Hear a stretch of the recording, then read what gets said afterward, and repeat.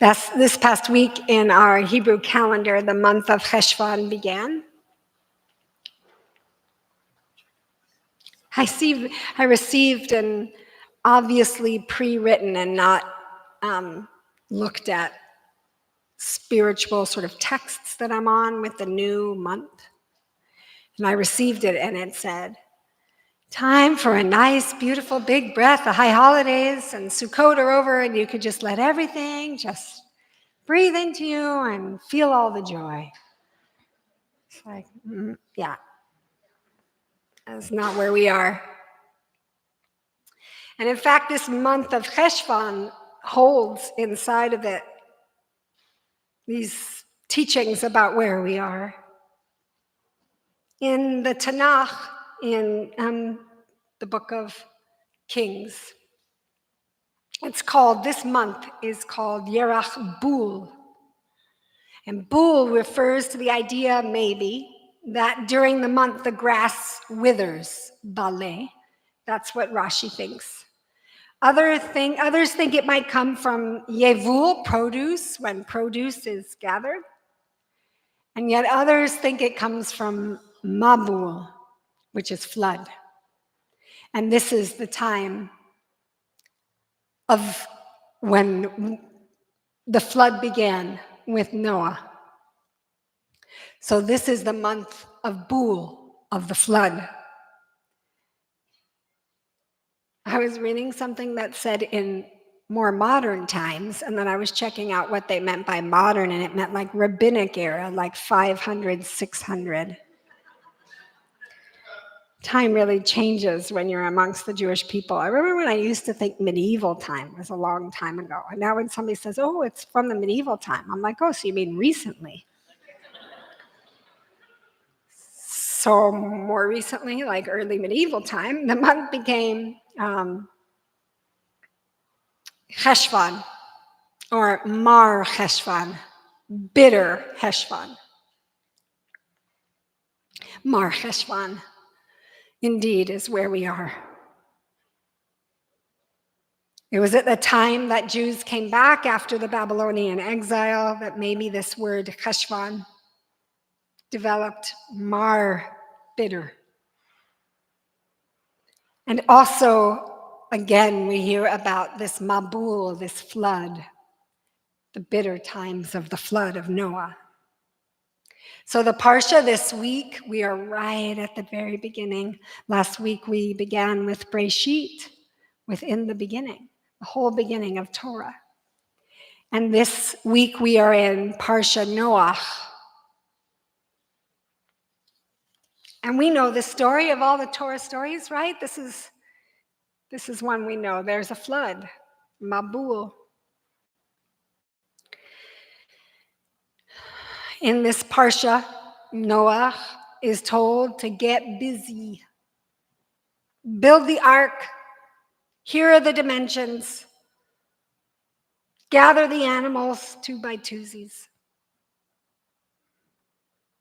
And what do we hear? Vayas Noah. And Noah did it. He got right to work without hesitation, without question. He got right to work. Let's build this boat. So there's very much inside of Noah the action of doing and getting to it right away. No time to waste. Let's go. And also, though, oddly or incredibly, inside of Noah's name is a connection to the word menucha, rest. It's what we offer on Shabbat. It's the sacred offering of menucha, of rest. A connection to Noah, this person of doing, is also rest. And the Sfas Emes talks about the kind of rest that is menucha, is a confident rest, is the clarity of rest. Knowing that doing comes from the clarity of rest rather than the other way around. What we do comes from a place When we can rest into clarity, it is our starting place. And I don't know about you, but there is not much rest right now. And there is not much clarity. It's just going, non-stop going. As if we keep moving, it will somehow be less awful. If we just read another story, listen to another podcast, hear something else.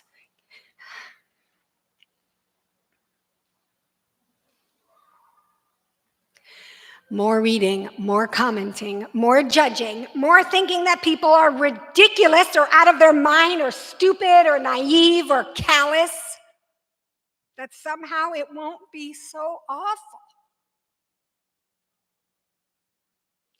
And all of this doing, it doesn't have any clarity or rest. We need to slow our pace.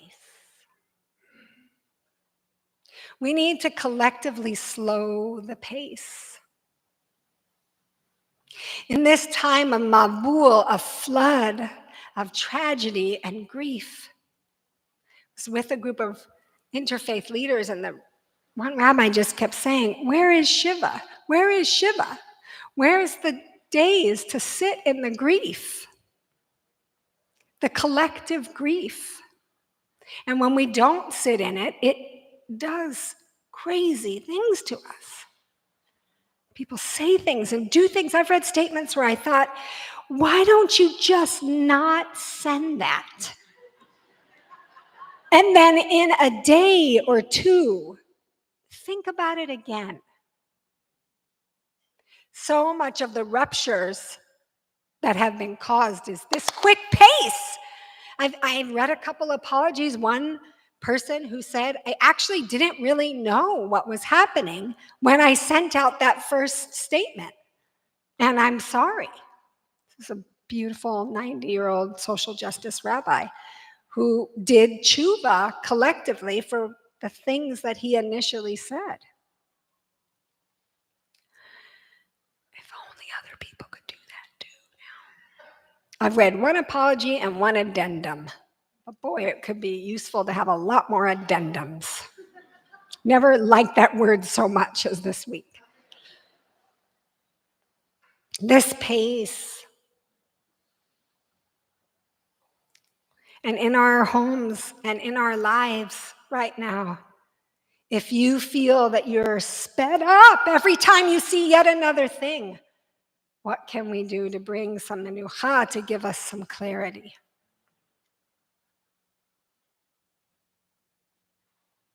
So I've been thinking about this time of Bul, of this month of Mar Cheshvan, of Mabul, of flood, and of Noah, who holds rest and doing, importantly also doing,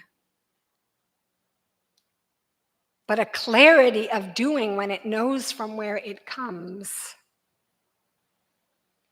And I have thought about what could we rest into to then guide how we act.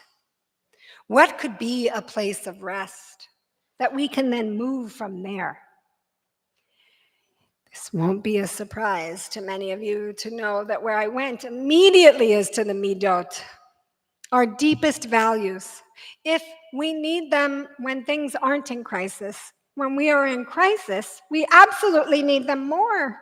Who knew on Rosh Hashanah, when we were looking at that list of midot to choose for a year, this year, that we were going to need to cling to these midot so tightly? And yet, when the pace gets fast, there goes our values. Instead of where do I want to be, thinking from, speaking from, interacting with, acting in the world. What are those values?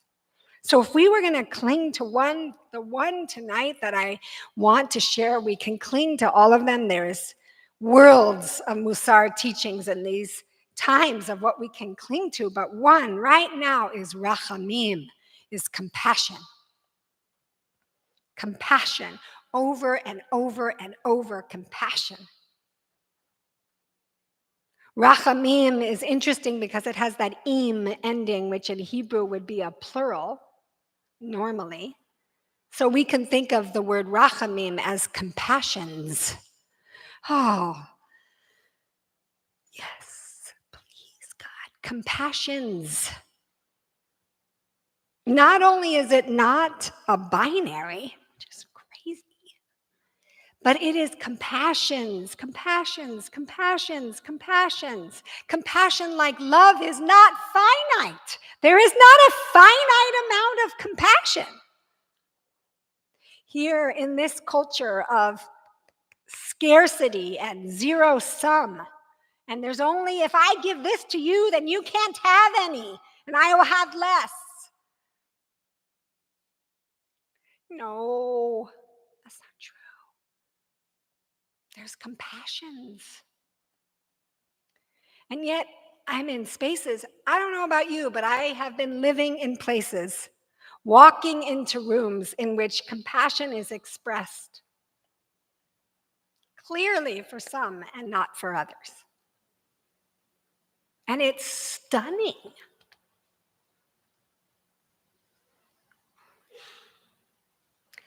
This false binary, this zero sum, is not where Rachamim lives.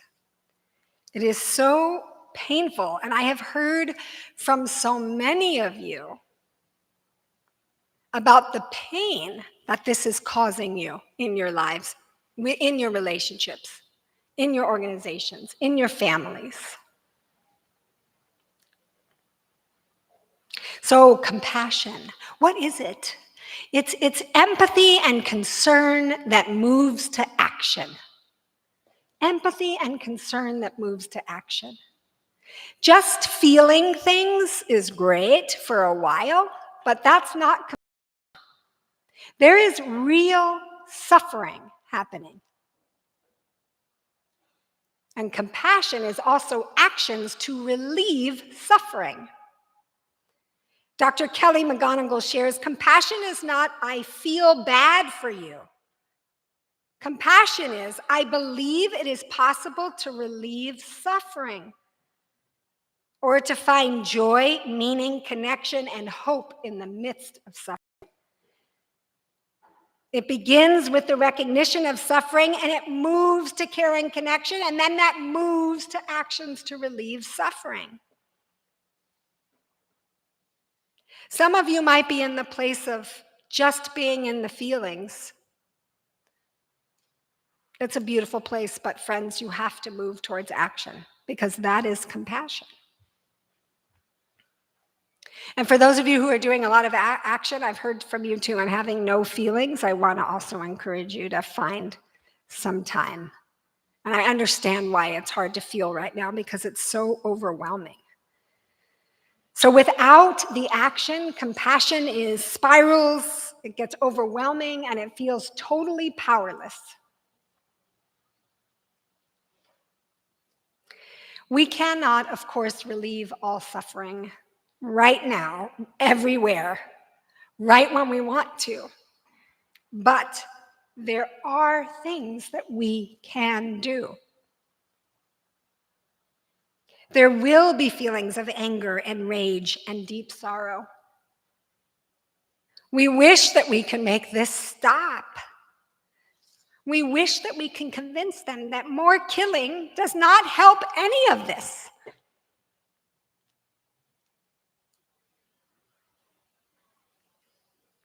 But the answer is not to do nothing, and I'm including nothing in scrolling, not considering scrolling an action.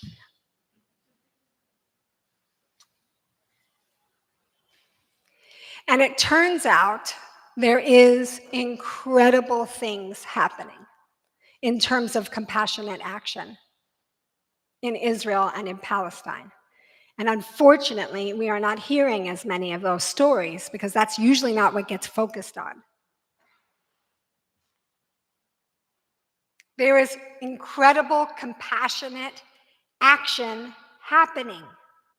Neighborhoods have set up support systems.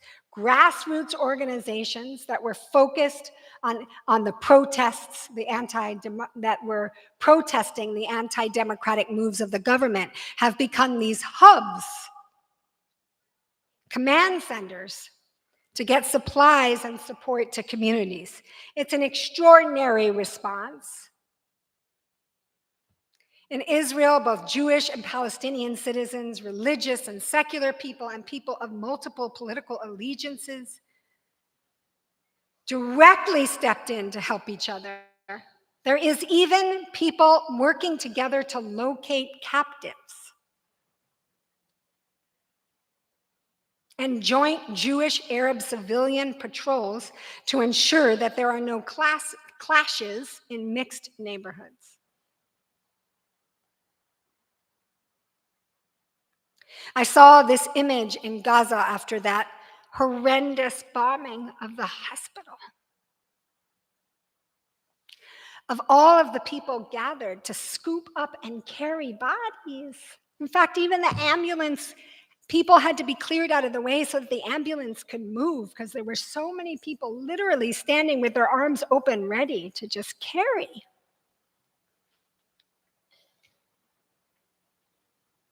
And it is often those who have suffered the most who feel the immediate connection to others who have suffered.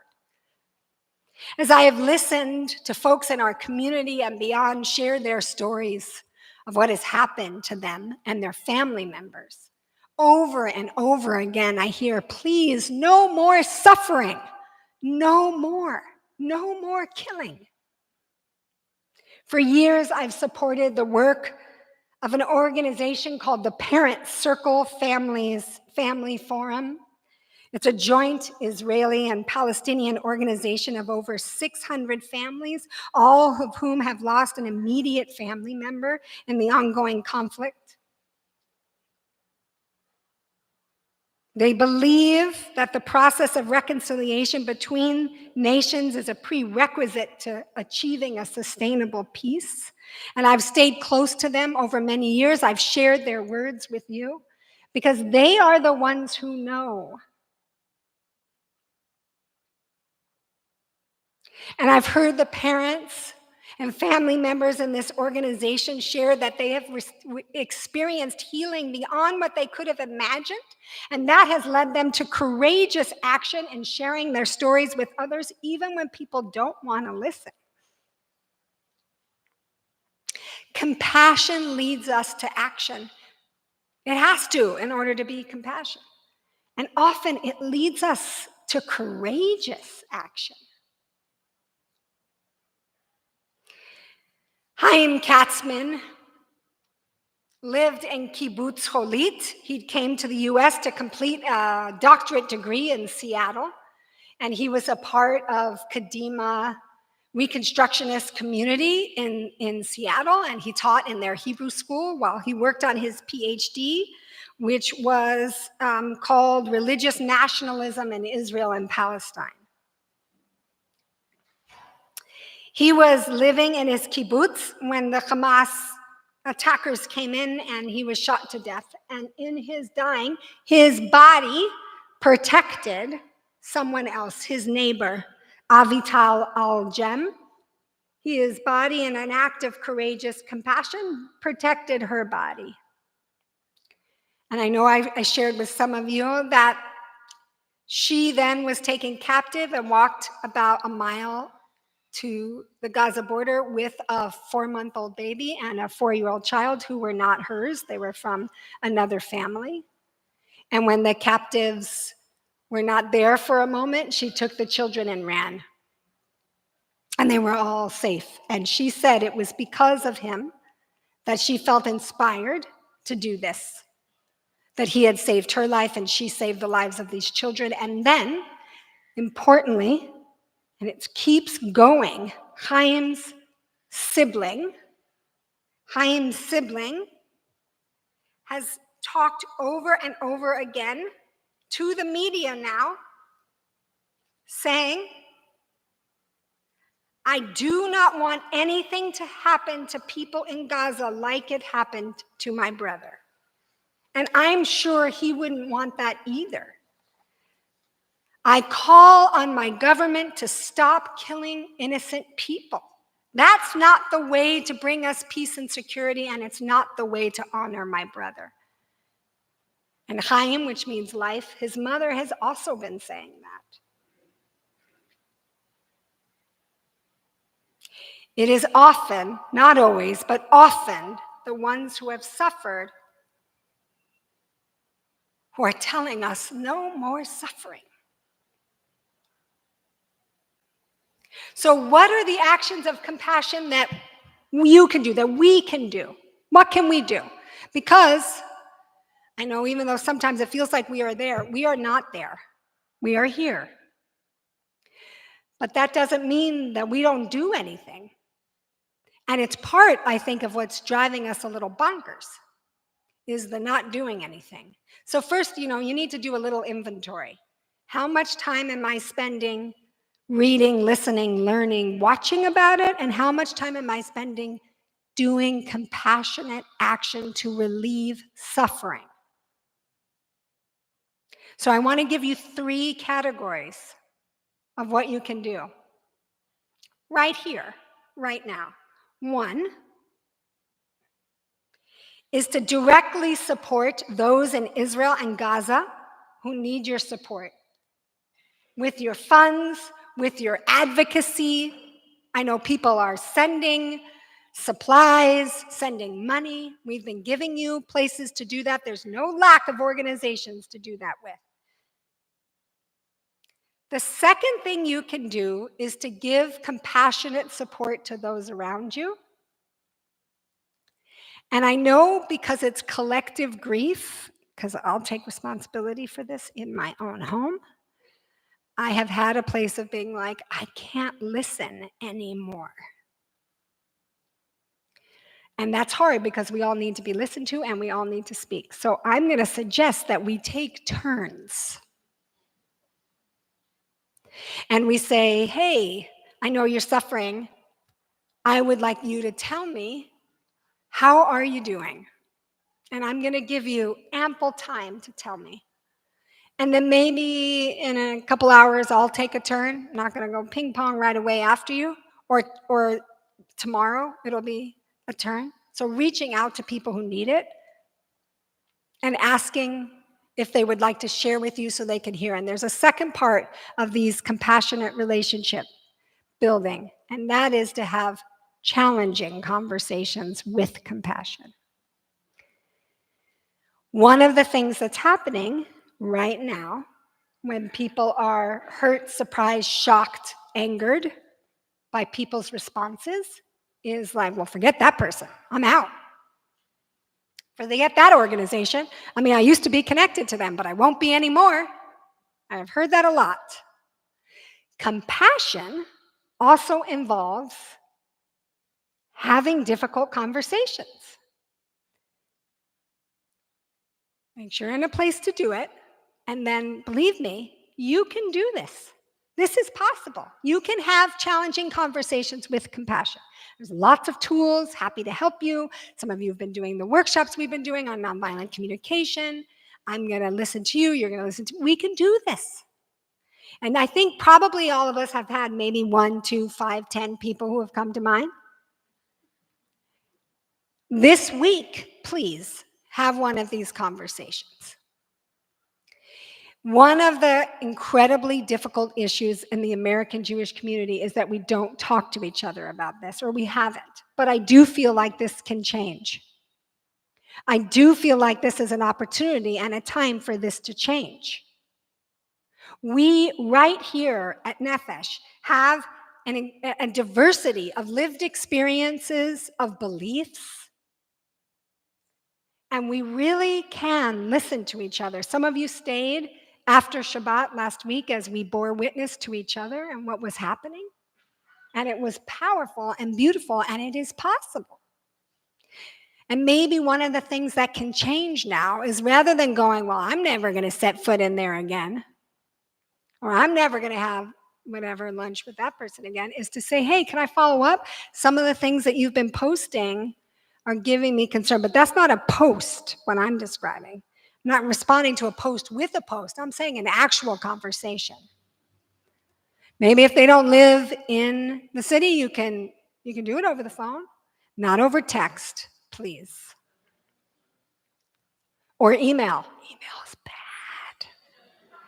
For compassionate conversation, email is horrible.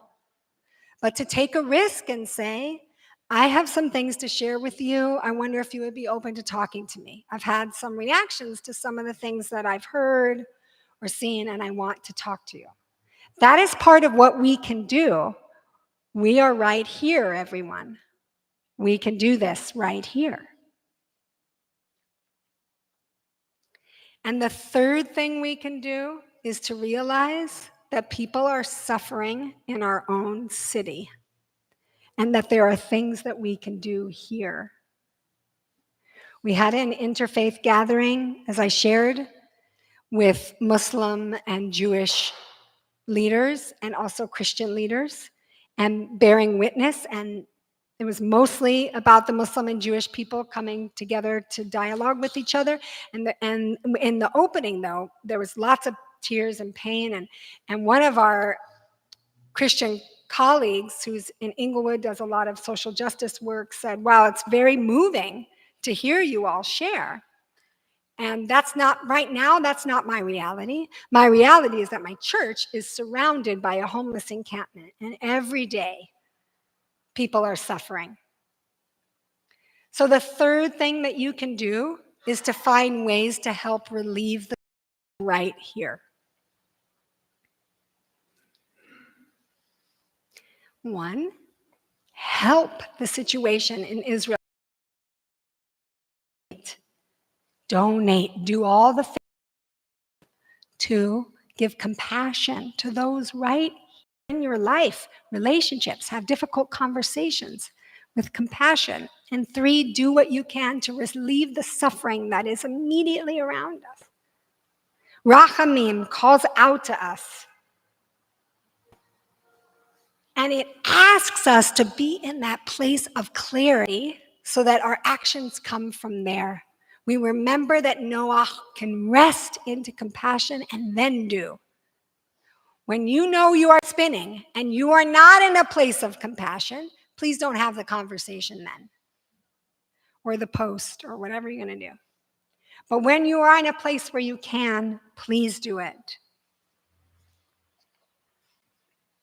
Now is the time to do compassionate action, to balance all the intake and the overwhelm with doing that's rooted in our deepest values of rachamim.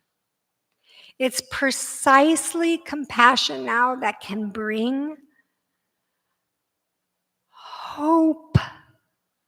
Hope right now is a radical act, but action rooted in compassion can bring hope. When all was flooded, Noah sent out the first bird. It turned out to be a raven to look for dry land, and it came back, there was no dry land. And then Noah sent out a dove, and it came back, there was no dry land. And finally, the dove again came back with the olive branch. There was land, there was a new possibility, there was hope. Tikva, please, God, bring us hope. May our compassion for each other, may our compassion for each other, may our actions to alleviate suffering, may the abundance of compassion that has no limit bring us to actions that alleviate suffering. And please, God, let there be a new way forward. Shabbat Shalom.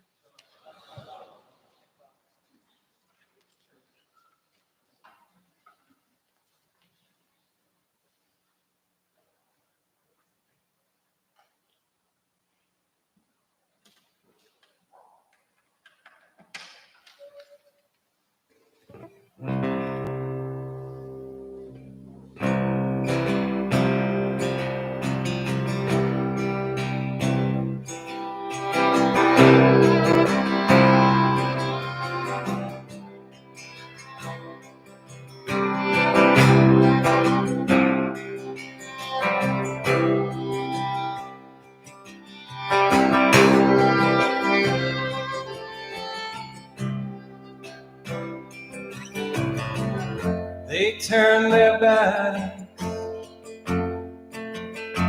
I made it too hard.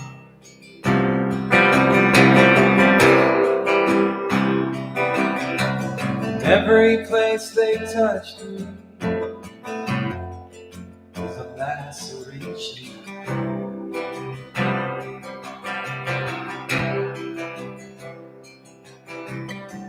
Sometimes the wind comes out of nowhere and it knocks you off your feet.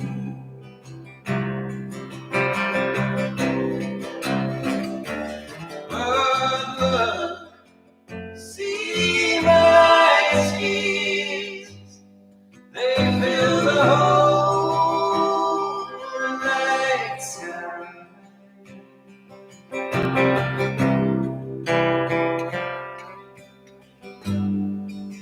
The whole night sky.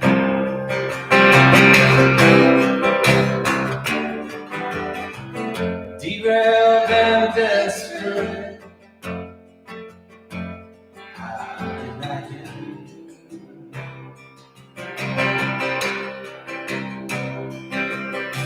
hanging from this high wire like a tattoo of my face?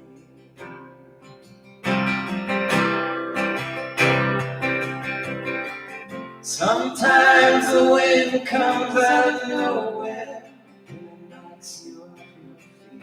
your feet. But look, see my tears, they fill the whole night sky.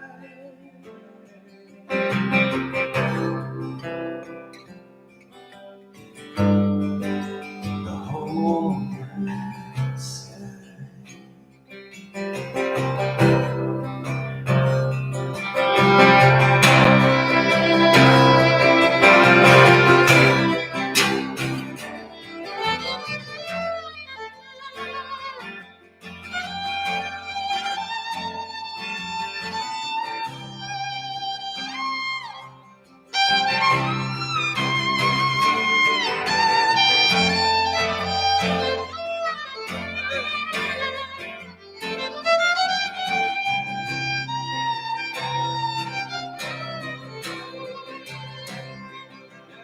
Sometimes the wind comes out of nowhere and it knocks you off your feet.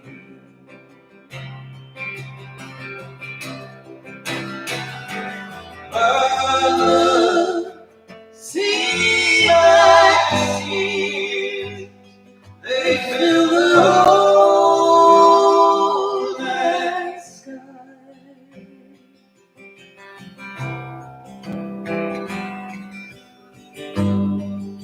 The whole night sky.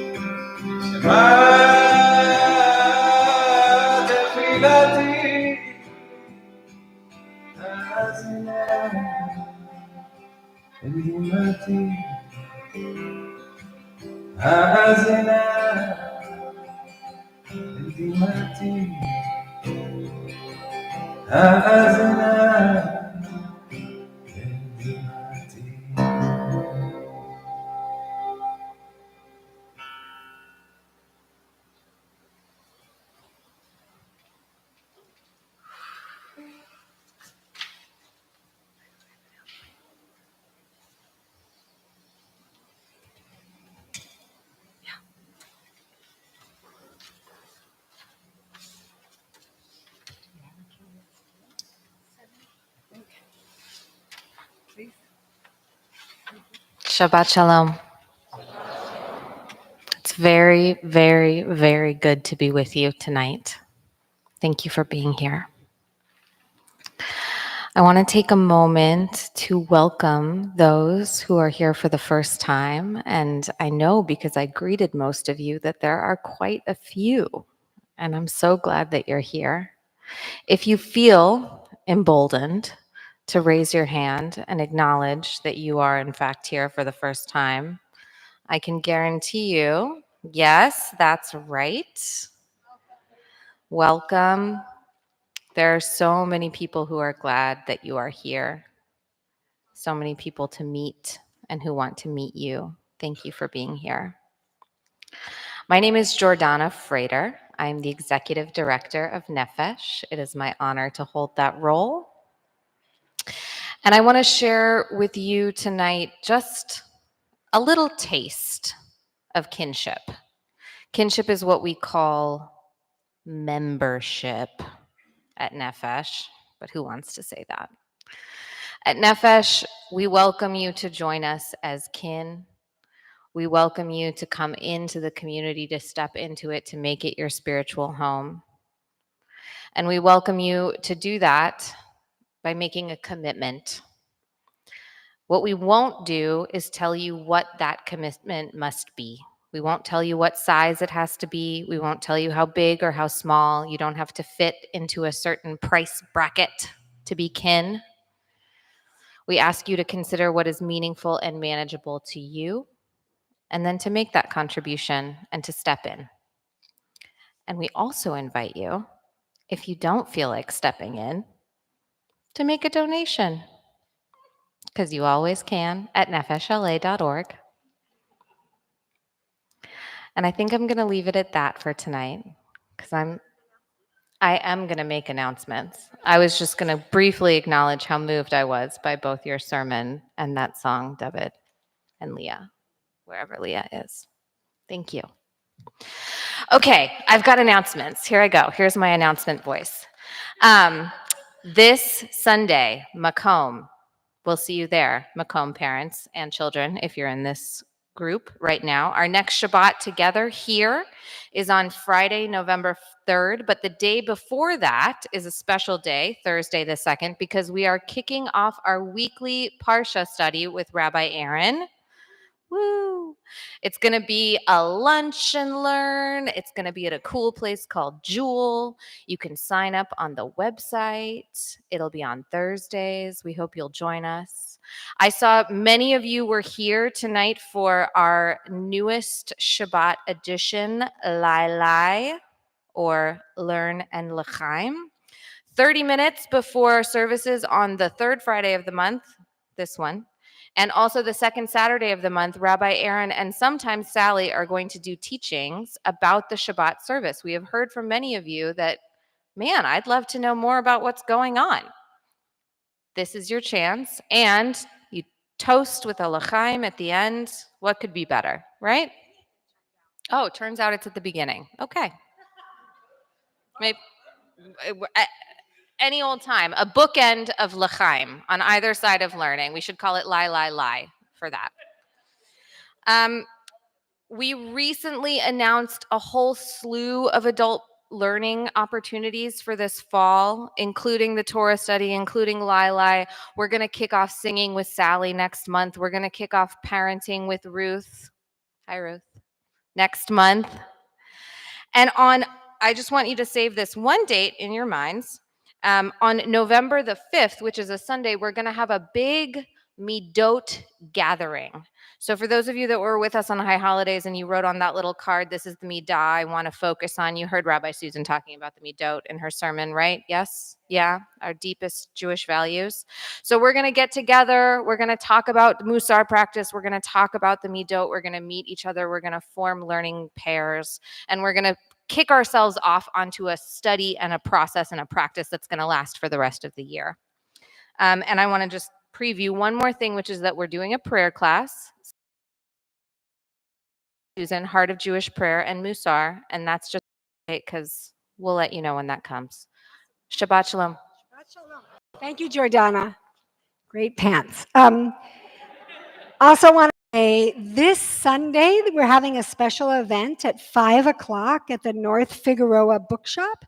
For those of you there on Yom Kippur, when I talked about Rebecca Claren and her process of tshuva around her family's American homestead land in South Dakota. It's called The Cost of Stolen Land, and it'll be at 5 p.m. North Figueroa Bookshop this Sunday. I hope to see you there.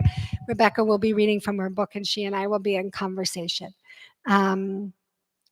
Okay, with the chiming bells, who has joyful things to lead us into Aleinu? It is Shabbat. Let's dig deep for some simcha. I do believe it's here. Let's try and draw up some joy here, some simcha. Anybody have anything joyful? Yes. Oh, Noah turned 21. Happy birthday, Noah. Happy birthday, Noah. We made it through the week. It's Shabbat. Yay. Yes. Nice. You got promoted. Right on. Come on, pull it out. Yes. Oh, happy birthday. Yes to 80. Amen, Sela. Oh, happy birthday. Okay. Well, yes. Beautiful. Time with grandchildren. I got to hold Leah's Elias this evening, and that was amazing. Yeah, Melissa.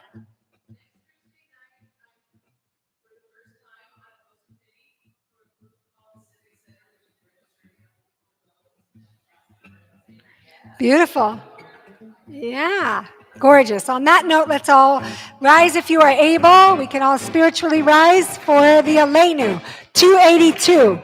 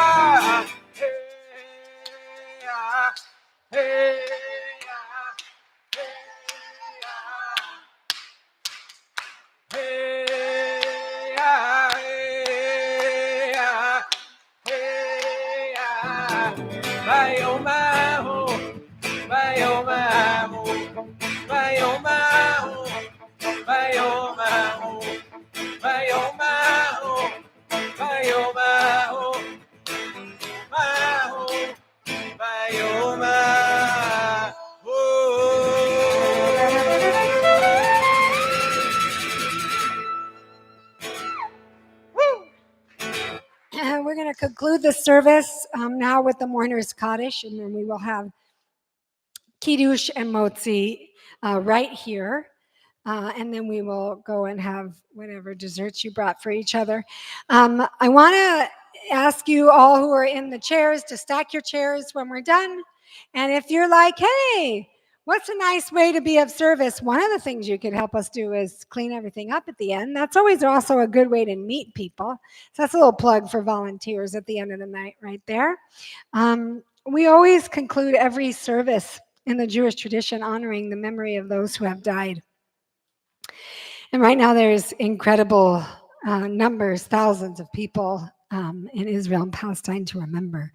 So I think that tonight we're all collective mourners. And I also would like to invite anybody who has a immediate death in this past year in your life, or it's the yurtzeit, meaning that there's been a death in past years in this week. So it's an anniversary. I want to invite you to come and make an oval, if you would.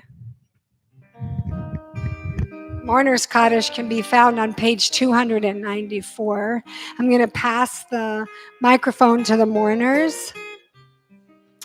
And if you're comfortable sharing the name of who you're mourning for, please share. And if you're not, that's completely fine. You could just pass the microphone to the next person. My father, Gerald Bemmel, and my grandmother, Ida Cohen. Diane Skaggs. My grandmothers, Doris Hubbling and Ina Rosenthal. My grandfather, William Wenning. Glenn Engelhardt. Reed Gurecki and my beloved Sandy.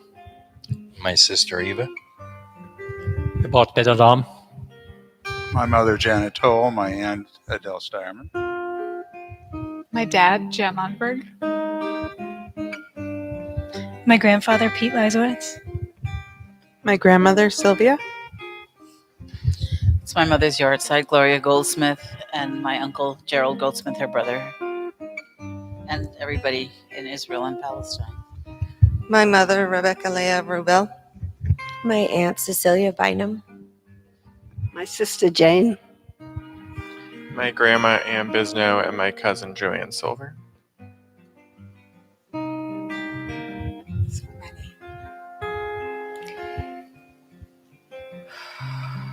The Kaddish prayer is on page 294. Yitkadal, Yitkadash, Shmei Rabbah, Ve'alma Divrach Yurtei Ve'yamlichot, V'chayachon, V'yomechon, V'chayoychon Israel. Ba'agala uvizman kari v'imru amen. Yehi Shmei Rabbah Mevorach Ve'olam U'mei Olayah. Yishbarach v'yishtabach v'yibar v'yitramam v'yitnaseh. V'yitadar v'yitaleh v'yitalal Shmei D'Kudusha Brihu. Le'ela min kol birchata v'shirata. Tush b'hata v'nehemata. Da'amiram ve'ama v'imru amen. Yehi Shlama Rabba min Shemel, V'chaim Aleinu Ve'al Kol Yisrael, V'imru Amen. Oseh Shalom V'imramav, Uyaseh Shalom, Aleinu Ve'al Kol Yisrael, Ve'al Kol Ha'olam, V'imru Amen. We invite you to sway with your neighbor, or if they're comfortable, you can wrap your arms around each other, and we sing Oseh Shalom for peace, for peace. Oseh Shalom Limroma, Uyaseh Shalom Aleinu, Ve'al Kol Yisrael, Ve'imru Amen. Yaseh Shalom, Yaseh Shalom,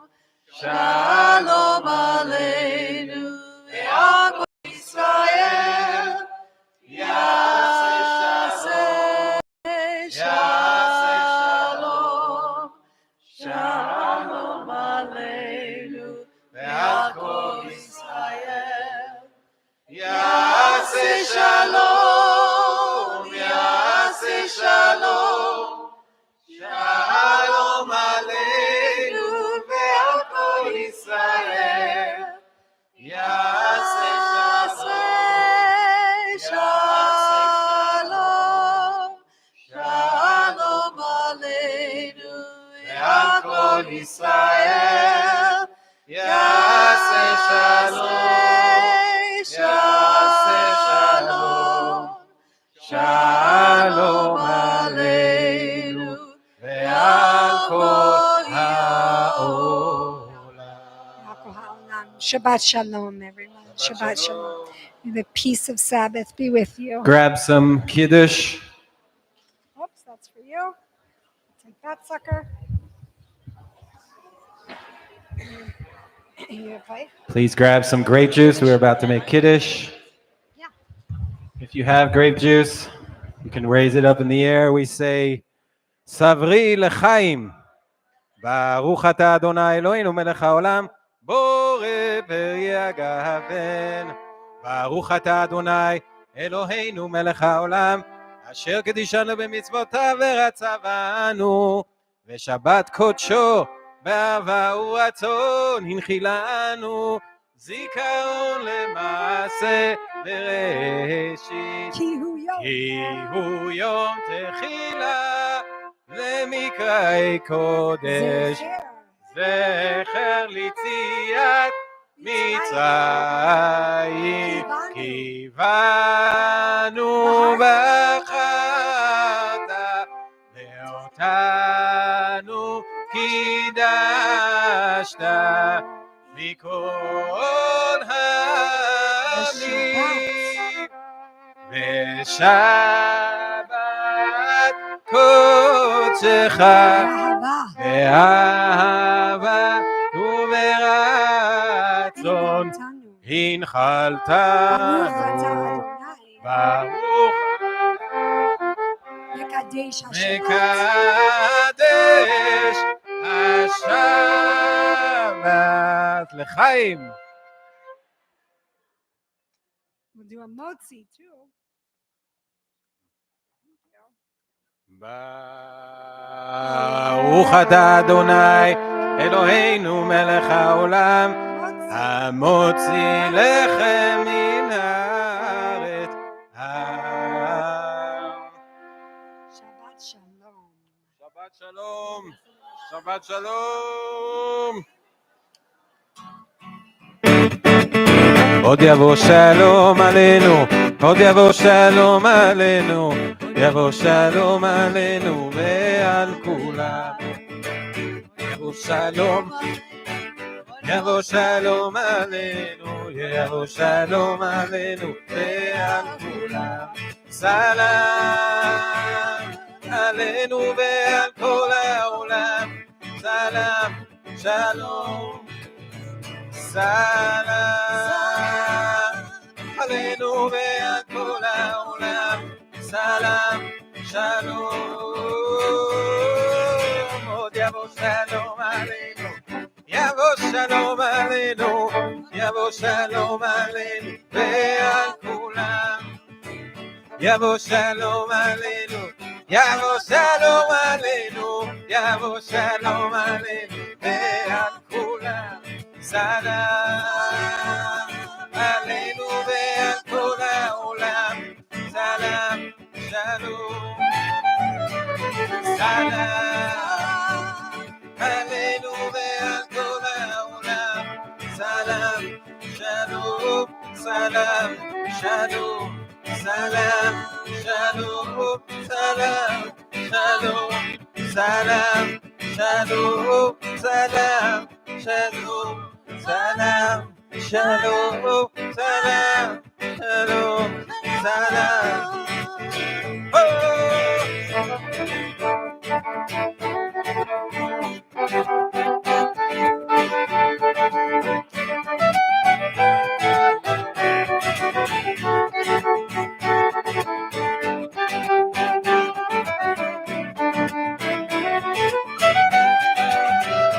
Salam, shalom, salam, shalom, salam. Shalom, salam, shalom, salam, shalom, salam, shalom, salam.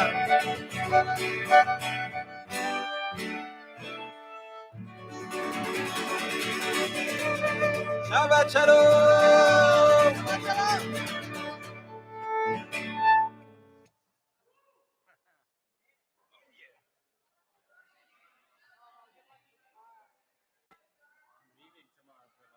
Almost a week.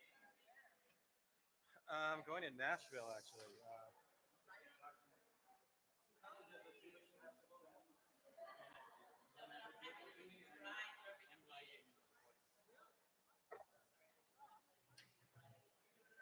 I do need a ride, but I'm going to see that some people will live out.